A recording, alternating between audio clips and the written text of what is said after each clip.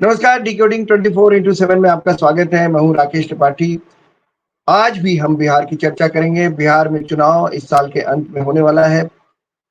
आज हमारे साथ हमारे खास मेहमान हैं सुमित शशांक, बिहार बीजेपी के प्रवक्ता हैं, तेज तर्रार नेता हैं, दूर तक उनकी सुनी जाती है, युवा हैं और आज बड़ी बात है कि हमारे साथ हैं। सुमित शशांक, आपका स्वागत है हमारे शो में। धन्यवाद। सुमित, क्या प्रोबेबिलिटी लग रही है? आपके मोतिहारी में तो बहुत हवा बहुत गर्म है और हर जगह आपका नाम सुनाई पड़ रहा है। मैंने पता किया अपने रिपोर्टरों से, तो डिजिटल वर्ल्ड में मोतिहारी से बस एक ही नाम आ रहा है, सुमित शशांक। क्या जादू किया आपने? सर, जादू नहीं किया है, लेकिन कहीं ना कहीं मुझे लगता है कि जमीन से जुड़ाव और जमीन के प्रति मातृभाव ये महत्वपूर्ण है। जमीन के प्रति जब मातृभाव होता है तो जमीन के प्रति जुड़ाव भी होता है, और उस जमीन से जन्मे हुए जो लोग हैं वो भी उन भ्रातृत्व का भाव भी होता है। तो वो भ्रातृत्व का भाव भी है, जमीन के प्रति जुड़ाव भी है और जमीन से मातृभाव भी है। तो कहीं ना कहीं इसी मातृभाव के कारण और सबके साथ यादें जुड़ी, सबके साथ कभी किसी के साथ खेला हूं, किसी के साथ घूमा हूं, किसी के साथ पढ़ा हूं, तो किसी के साथ जो वैचारिक दृष्टिकोण से जो संबंध है वो आज प्रगाढ़ता के साथ दिखाई दे रहे हैं। प्रधानमंत्री नरेंद्र मोदी जी का आगमन मोतिहारी की धरती पर हो रहा है।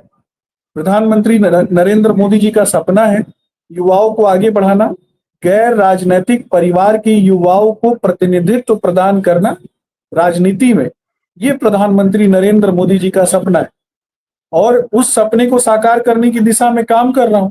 मुझे लगता है कि अगर क्षमताएं हैं और उन क्षमताओं को निखारने वाला अगर कोई व्यक्ति है और उन क्षमताओं को मार्गदर्शन देने वाले अगर कोई नेता है तो उस व्यक्ति का नाम प्रधानमंत्री नरेंद्र मोदी है।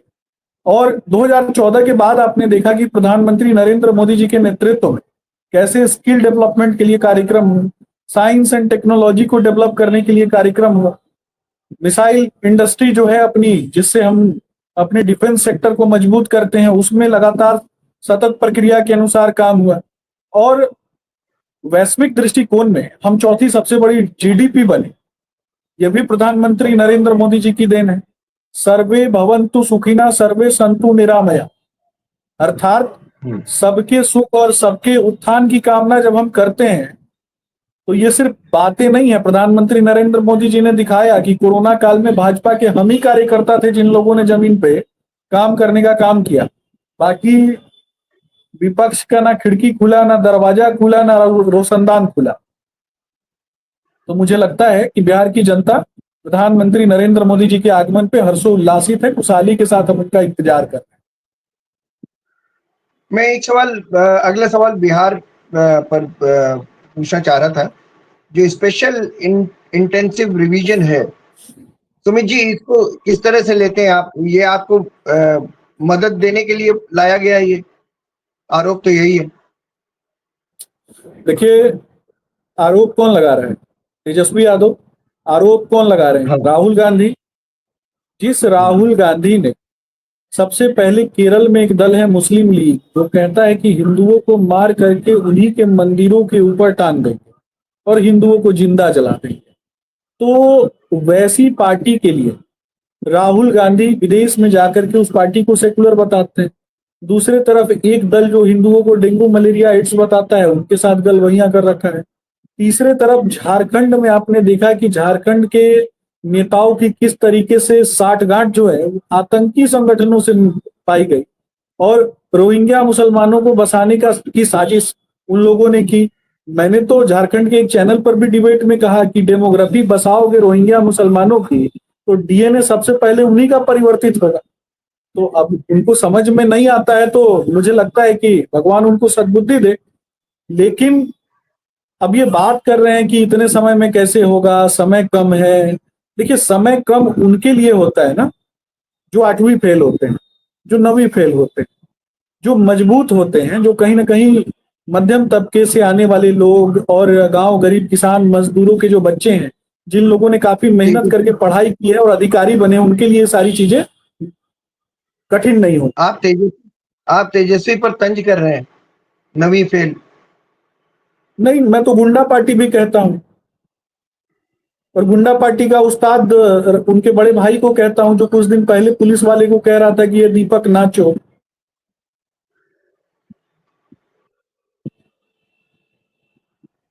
नहीं, दूसरी बात ये है कि तेजस्वी तो बहुत सारी चीजें कहते हैं। अभी हाल ही में उन्होंने, किसी पत्रकार ने उनसे सवाल, में सूत्र नहीं मूत्र कहता हूं। देखिए, उनका संस्कार है, ये संस्कार है। लोकतंत्र का चौथा स्तंभ है पत्रकारिता, लोकतंत्र का चौथा स्तंभ है मीडिया। मीडिया का सम्मान होना चाहिए, मीडिया के लोगों का सम्मान होना चाहिए। काफी कठिन परिश्रम के बाद कोई व्यक्ति पत्रकार बनता है, और जीवन में जिस व्यक्ति ने चुनौतियों को स्वीकारा है, वही व्यक्ति पत्रकार अथवा नेता बनता है। तो कुछ लोगों को ऐसा लगता है कि जिन लोगों ने जीवन में कुछ नहीं किया, वो नेता बन गए, वो पत्रकार बन गए। ये कहीं ना कहीं पूर्व धारणाओं को ठीक करने की आवश्यकता है। तेजस्वी यादव चांदी और सोने का चम्मच खाने वाले लोग हैं, तो उनको लगता है कि सब लोग उनके टुकड़े पे पलते होंगे, लेकिन जो लोग उनके टुकड़ों पे नहीं पलते, वो एटलीस्ट ये बात जरूर कहेंगे कि लालू जी के गुंडा पार्टी के वो मुखिया है।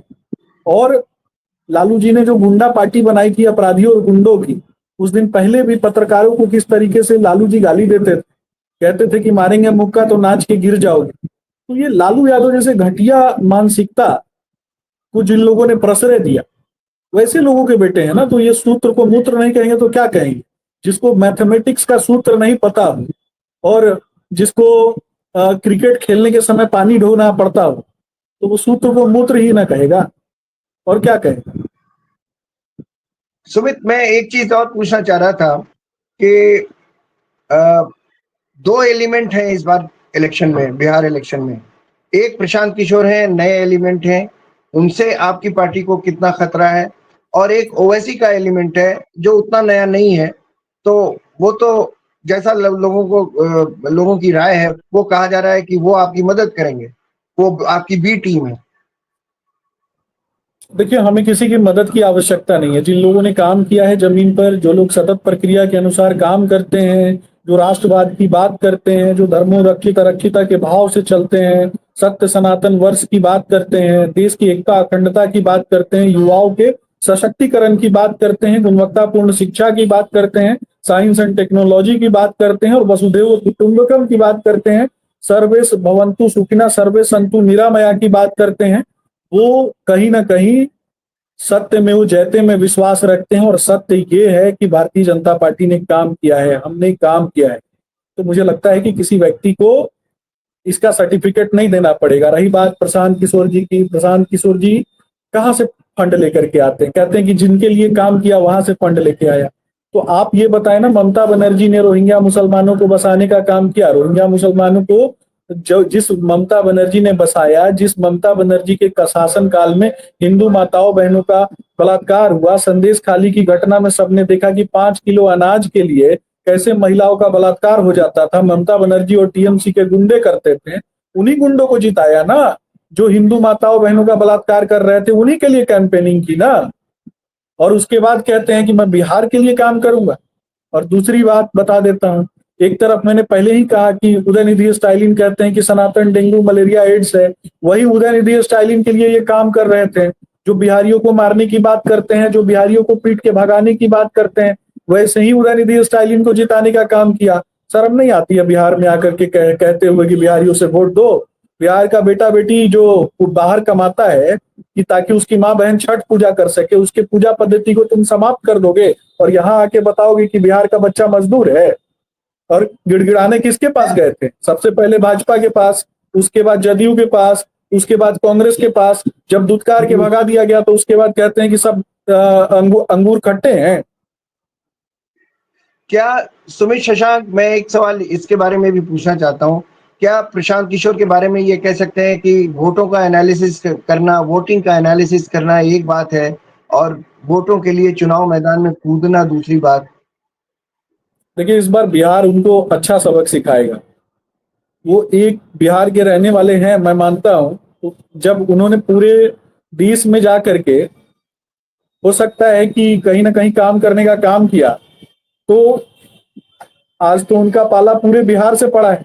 तो बिहार के लोग तो समझा ही देंगे कि उनको राजनीति क्या होती है।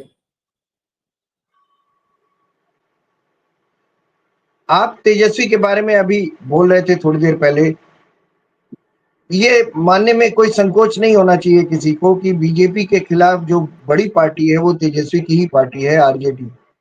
बहुत सालों उन्होंने शासन किया हो, चाहे जंगल राज रहा हो, चाहे जो भी रहा हो। इस बार जी। तेजस्वी बड़ी तेजी से काम कर रहे हैं, तो क्या ये तेजी जो है ये वोट में ट्रांसलेट हो पाएगी क्या? फ्लॉपिया गठबंधन के युवराज हैं और वो एक तरीके से हताश और परेशान है और हार की हताशा में घबराए हुए हैं। चलिए, आप बस एक आखिरी सवाल पूछ रहा हूँ। लॉ एंड ऑर्डर पर आपकी सरकार है बिहार में और लॉ एंड ऑर्डर की बड़ी बुरी हालत है, आप कैसे सर निपटेंगे उससे? एक सर आखिरी सर सवाल बता दें। ये बताया जा रहा है जैसे क्रेडिट चोरी करने का काम लालू जी के युवराज करते हैं, वैसे ही ये बताया जाता है। बिहार के माननीय डीजीपी ने स्पष्ट कर दिया कि 2004 में जितनी हत्याएं होती थी वर्तमान में अभी उससे कम है, लेकिन गैर संगठित अपराध जो है उस गैर संगठित अपराध को भी त्वरित रूप से समाप्त करने के लिए पुलिस कार्यवाही कर रही है। अपराधी बख्शे नहीं जाएंगे, अपराधियों का या तो पिंडदान होगा, नहीं तो अपराधी जो हैं वो नेपाल भाग जाएंगे। ये हमारे माननीय उप मुख्यमंत्री आदरणीय डिप्टी सीएम ने कहा है, सम्राट चौधरी जी। चलिए सुमित शशांक, बहुत बहुत शुक्रिया, आप हमारे शो में आए और आपने बिहार और बिहार के चुनाव से जुड़ी बहुत सी बातों पर रोशनी डाली। ये थे सुमित शशांक, बीजेपी के प्रवक्ता हैं, बिहार बीजेपी के प्रवक्ता और तेज तर्रार नेता हैं। 18 तारीख को मोतिहारी का दौरा होना है, माना जा रहा है कि मोतिहारी से इनका टिकट कंफर्म्ड है। हमारे चैनल की ओर से उनको बहुत शुभकामनाएं। तो देखते रहिए डिकोडिंग 24x7। हर दिन मैं आपके साथ आऊंगा, आपके साथ एक खास मेहमान को लेकर, और बहुत सारे विभिन्न मुद्दों पर आपसे आपके साथ बैठकर चर्चा होगी। मुझे दीजिए इजाजत। नमस्कार।